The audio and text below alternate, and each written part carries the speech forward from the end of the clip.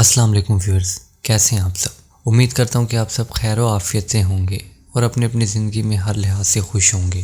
اللہ تعالیٰ آپ تمام کو لمبی عمر عطا فرمائے اور زندگی کی ہر خوشی نصیب فرمائے، آمین۔ اور میرے لیے بھی دعا کیجیے گا اور میرے گھر والوں کے لیے بھی۔ تو آج کی جو سٹوری ہے وہ ایک ایسے شخص کے بارے میں ہونے والی جو کافی کم عمر ہے، 22-23 سال اس کی عمر ہے، اور وہ ایک مردہ خانے کا سیکیورٹی گارڈ ہے۔ تو اس نے اپنا جو ہے ایکسپیرینس شیئر کیا ہے۔ ویورز، تو آج میں آپ سب سے ایک بات کرنا چاہتا ہوں سٹوری شروع کرنے سے پہلے۔ تو ویورز، میں اتنی محنت کر کے آپ لوگوں کے لیے ویک میں 3 سٹوریز لے کر آ رہا ہوں، اور یہ ایک بہت ہیکٹک کام ہے، ریکارڈ کرنا، ایڈٹ کرنا، اور اس کے بعد مینیج کرنا چینل کو، وہ بھی اسٹڈی کے ساتھ۔ تو آپ سب سے میری ریکویسٹ ہے کہ چینل پر اگر سٹوری آپ سنتے ہیں تو اس کو کائنڈلی سبسکرائب کریں، کہ اس سے جو ہے وہ ہمیں حوصلہ ملتا ہے اور آگے ہم اور زیادہ اچھا کام کریں گے۔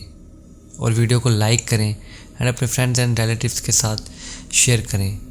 اینڈ اگر آپ کے ساتھ بھی کوئی ایسا ریئل ہارر اسکیری انسیڈنٹ ہو چکا ہے، یا آپ کے پاس بھی کوئی ایسی امیجنری سٹوری اویلیبل ہے، تو دیے گئے واٹس ایپ نمبر پہ ہماری شیئر کریں، جو کہ آپ کو اسکرین پر بھی شو ہو رہا ہوگا، اور نیچے ڈسکرپشن پہ بھی what's app number and Instagram I D mention ہے، وہاں شیئر کریں، تو میں آپ کی بھیجی ہوئی سٹوری پر وائس اوور کروں گا۔ چلیں سٹوری کی جانب بڑھتے ہیں۔ میرا نام ریحان ہے اور میں ضلع جہلم سے تعلق رکھتا ہوں۔ آج جو قصہ میں آپ کے ساتھ بیان کرنے والا ہوں، یہ ایک مردہ خانے کا ہے، اور میں اس کا سیکیورٹی گارڈ تھا۔ اس سے تھوڑا سا اگر پیچھے کے وقت میں چلے جائیں تو میرے والد صاحب کی وفات ہو گئی تھی جب میں 2nd ایئر کا اسٹوڈنٹ تھا۔ میرے 3 چھوٹے بہن بھائی تھے اور ایک والدہ تھیں، اور ان ساروں کی کفالت کی ذمہ داری مجھ پر آن پڑی تھی۔ کئی عرصہ میں نے تندور وغیرہ پر کام کیا، مزدوری وغیرہ بھی کی، اور اپنی پڑھائی چھوڑ دی تھی تاکہ میں محنت مشقت کر کے اپنے چھوٹے بہن بھائیوں کو اچھا پڑھا لکھا سکوں، لیکن وہ مزدوری وغیرہ سے ممکن نہ تھا۔ لہٰذا میں نے جو ہے وہ جاب وغیرہ ڈھونڈنا شروع کی۔ لہٰذا مجھے ایک سیکیورٹی گارڈ کی جاب ملی، جس کی پے بھی اچھی خاصی تھی، اور وہ سیکیورٹی گارڈ جو تھا وہ مردہ خانے کا سیکیورٹی گارڈ بننا تھا۔ مردہ خانہ وہ جگہ ہوتی ہے جہاں پہ جو ہے لاوارث لاشوں کو، یا وہ لاشیں جن کا کوئی ولی وارث نہیں ہوتا، ان کو وہاں پر رکھا جاتا ہے کہ جب تک کہ ان کے گھر یا اہل خانہ میں سے کوئی آ نہیں جاتا۔ اور وہ ہاسپٹل کا وہ ایریا ہوتا ہے جہاں پہ تقریباً مشکل سے ہی کوئی افراد کی آمد و رفت ہوتی ہے، مطلب کہ وہ زیادہ تر ایریا سنسان ہی رہتا ہے۔ اور وہ 2 فلور والی جگہ، مطلب کہ اس مردہ خانے کے 2 فلور تھے، ایک اوپر اور ایک نیچے۔ بہرحال یہ ایک رات کی بات ہے۔ میں پچھلے 1 ہفتے سے ڈبل شفٹ لگا رہا تھا، بہت تھکا ہوا تھا۔ اس دن بھی میری ڈبل شفٹ تھی۔ میں روٹین کی طرح راؤنڈ لگا رہا تھا۔ راؤنڈ لگا کر کرسی پر بیٹھا ہی تھا کہ نیند کے جھٹکے لگنے لگے۔ ابھی کوئی 10-11 بجے کا ٹائم تھا۔ میں نے سوچا کہ جا کر منہ ہاتھ دھو لیتا ہوں، اس سے تھوڑا فریش ہو جاؤں گا۔ بہرحال میں واش روم کی طرف گیا، لائٹ آن کی اور منہ ہاتھ دھونے لگا۔ شیشے میں مجھے کسی کا عکس نظر آیا، جیسے کہ میرے پیچھے سے کوئی آ رہا ہے۔ اس کا سایہ نظر آیا۔ میں نے ایک دم پیچھے مڑ کر دیکھا تو وہ میرا ساتھی سیکیورٹی گارڈ تھا، جس کی جو ہے میرے ساتھ شفٹ تھی آج۔ وہ ٹوائلٹ یوز کرنے آیا تھا۔ میں تو ایک دم ڈر گیا تھا۔ پھر میں نے اس کا ویٹ کیا، اور اس کے فارغ ہونے کے بعد ہم دونوں اکٹھے واپس ہو لیے۔ تھوڑی دیر ہم دونوں سگریٹ پینے کے لیے باہر گئے، واپس آ کر اپنے اپنے فلور پر چلے گئے۔ آج اس کی ڈیوٹی گراؤنڈ فلور پر تھی اور میری 2nd فلور پر۔ اب میں اوپر والے فلور پر اکیلا تھا۔ جون کا مہینہ تھا اور رات میں بھی اچھی بھلی گرمی لگتی تھی۔ میں وقفے سے چکر لگا رہا تھا۔ ایک دفعہ پھر سے مجھے نیند کے جھٹکے لگنا شروع ہو گئے، اور پتہ بھی نہ چلا کہ کب آنکھ لگ گئی۔ کوئی 3 بجے کے قریب میری آنکھ کھلی۔ کسی کے ہنسنے کی آواز آ رہی تھی، اور اسی کے ہنسنے کی آواز کی وجہ سے میری آنکھ کھلی تھی۔ میں نے ایک دم ادھر ادھر دیکھا، لیکن آس پاس کوئی نہ تھا۔ شاید مجھے خواب میں کسی کی آواز آئی تھی، لیکن اس کی وجہ سے نیند کیسے ٹوٹی؟ لہٰذا میں نے اس کو اپنا وہم سمجھا۔ خیر، میں اٹھ کر واش روم گیا، جا کر منہ ہاتھ دھویا دوبارہ، کیونکہ مجھے گرمی بھی بہت محسوس ہو رہی تھی، اور میں چاہتا تھا کہ منہ ہاتھ دھو کر میری سستی دور ہو جائے۔ واپس آیا تو میری کرسی کے پاس پانی گرا ہوا تھا۔ مجھے تھوڑا تعجب ہوا کہ یہاں پانی کہاں سے آ گیا۔ میں نے پاس ہی پڑا کپڑا پکڑ کر اس پر رکھ دیا کہ کہیں میرا پیر نہ سلپ ہو جائے اور پانی خود ہی سوکھ جائے۔ اب میں بالکل فریش تھا، اور ویسے بھی میری نیند اڑ گئی تھی۔ میں نے موبائل میں ٹک ٹاک کھولی اور سکرولنگ کرنا شروع کر دی۔ تھوڑی ہی دیر گزری تھی کہ مجھے پھر سے وہ ہنسی کی آواز سنائی دی۔ آواز کسی بچے کے ہنسنے کی تھی۔ میں نے ایک دفعہ پورے فلور کو چیک کرنا مناسب سمجھا کہ کہیں کوئی چور وغیرہ نہ گھس آئے ہوں۔ پورا فلور چیک کرنے کے بعد بھی کچھ نہ ملا، کیونکہ میں بہت تھکا ہوا تھا۔ مجھے لگا شاید میرا ذہن اس طرح کی آوازیں کریٹ کر رہا ہے۔ ابھی میں فلور کا راؤنڈ لگا کر بیٹھا ہی تھا کہ مجھے نلکے سے پانی بہنے کی آواز آئی۔ مجھے لگا کہ شاید میرے سے نل کھلا رہ گیا ہوگا۔ میں نے جا کر نل بند کیا، واپس آیا تو پھر سے فرش پر پانی گرا ہوا تھا۔ اب مجھے واقعی میں تعجب ہونے لگا کہ ابھی تو میں پانی جو ہے وہ صاف کر کے گیا تھا، اس کے اوپر کپڑا رکھا، پانی بالکل اس کپڑے کے ساتھ کر کے گرا ہوا تھا۔ اب مجھے تھوڑی حیرت ہونے لگی۔ میں نے نیچے والے گارڈ کو بھی اوپر بلایا اور اسے ساری بات بتائی۔ اس نے کہا کہ شاید تھکان کی وجہ سے ایسا محسوس ہوا ہو۔ وہ 10 منٹ میرے پاس رکا اور پھر اپنے فلور پر ڈیوٹی دینے چلا گیا، کیونکہ اس فلور پر اس کی ڈیوٹی تھی اور اس کے نہ ہونے سے اس کی جاب کے لیے مسئلہ ہو سکتا تھا۔ تو پھر میں نے اسے کہا کہ اگر میرے ساتھ کوئی مسئلہ ہوا تو میں تمہیں کال کر کے بلا لوں گا۔ ابھی اس کو گئے ہوئے 5 سے 6 منٹ ہوئے تھے کہ جو مجھے مردہ خانہ ہے، جہاں پہ جو ہے وہ لاشوں کو سٹور کیا جاتا ہے، مطلب ریفریجریٹ کیا جاتا ہے، سرد خانہ، اس کے اندر سے دروازے پہ کسی کے نوک کرنے کی آواز آئی۔ نوک ایسے ہو رہا تھا کہ جیسے کوئی جان بوجھ کر نوک کر رہا ہو اور اندر سے کہہ رہا ہو کہ دروازہ کھولو، وہ باہر آنا چاہتا ہے۔ وہ تقریباً 5 سے 6 بار نوک کر چکا تھا۔ جو بھی تھا، میں نے سمجھا کہ ہو سکتا ہے کہ سرد خانے کے اندر جو مردہ لاشوں کو انویسٹیگیٹ وغیرہ کرتے ہیں اور ان کو سیل وغیرہ کر کے رکھتے ہیں، ان کا کوئی پرسن اندر رہ گیا ہو اور یہ لوک کر دیا ہو باہر سے، اور اب وہ باہر آنا چاہ رہا ہے، اندر پھنس چکا ہے۔ لہٰذا میں نے جب دروازہ کھولا تو اندر کی لائٹ آن تھی اور ریفریجریٹ میں سے ایک ریفریجریٹ کا دروازہ کھلا ہوا تھا، جس کے اندر ڈیڈ باڈی جو ہے وہ زپر شاپر کے اندر موجود تھی۔ زپر شاپر وہ ہوتے ہیں جس کے جو ہے سائڈز پہ زپ لگی ہوئی ہوتی ہیں، اور بیسیکلی جو ہے وہ پولیتھین پلاسٹک کا جو ہے بیگ بنا ہوتا ہے جس کے اندر باڈیز کو سٹور کیا جاتا ہے۔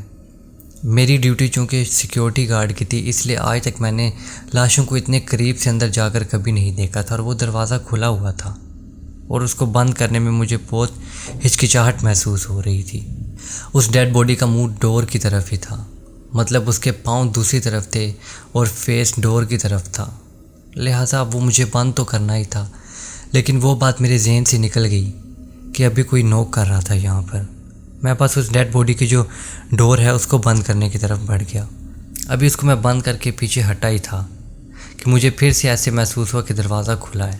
دیکھا پیچھے تو دروازہ واقعی میں کھلا ہوا تھا۔ تو میں نے سوچا کہ ہو سکتا ہے اس دروازے کا لاک خراب ہو چکا ہو، تو میں کسی طریقے اس کو ایڈجسٹ کر کے بند کر دیتا ہوں۔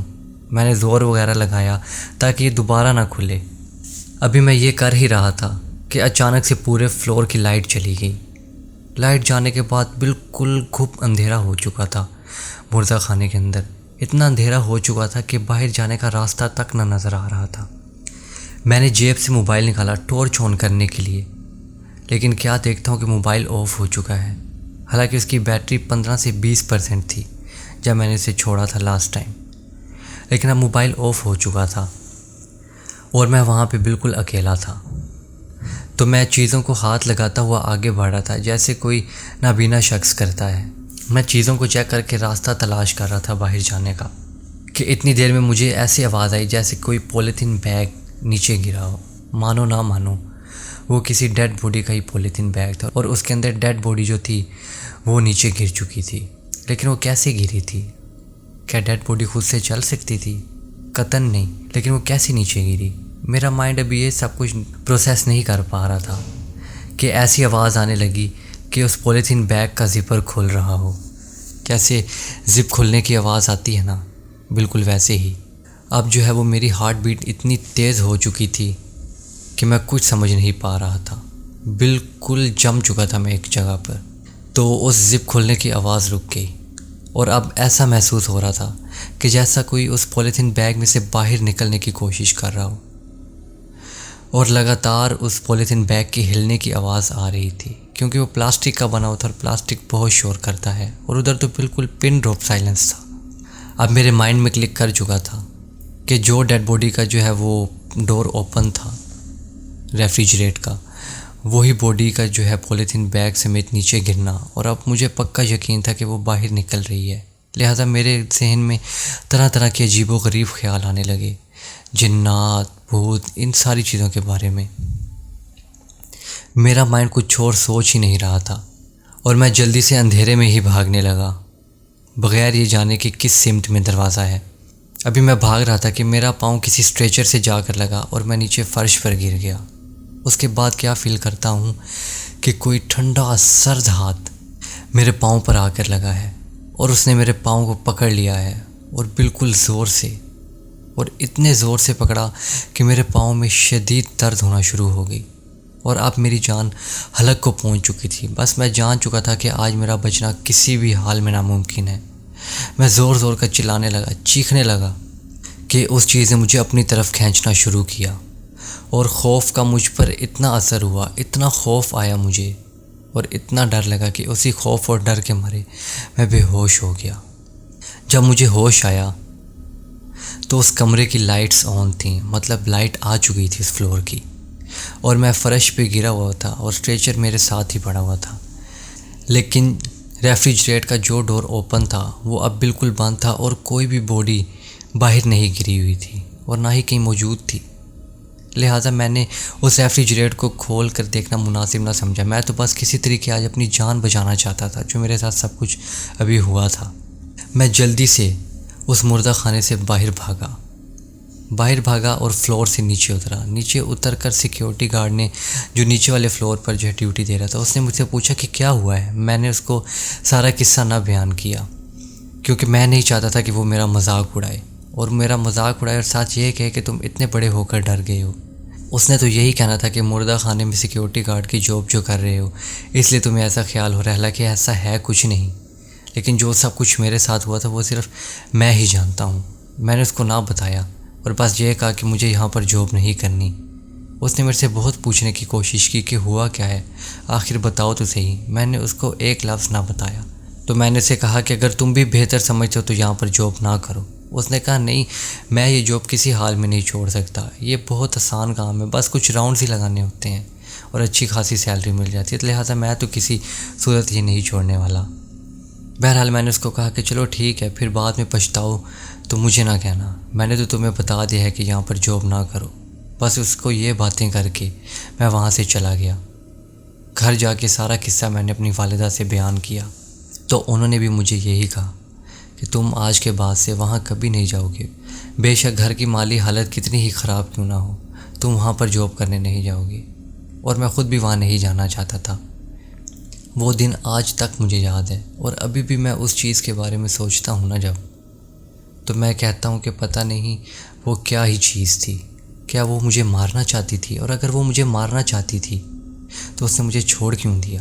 بس یہی سوال آج بھی میرے من میں ہے۔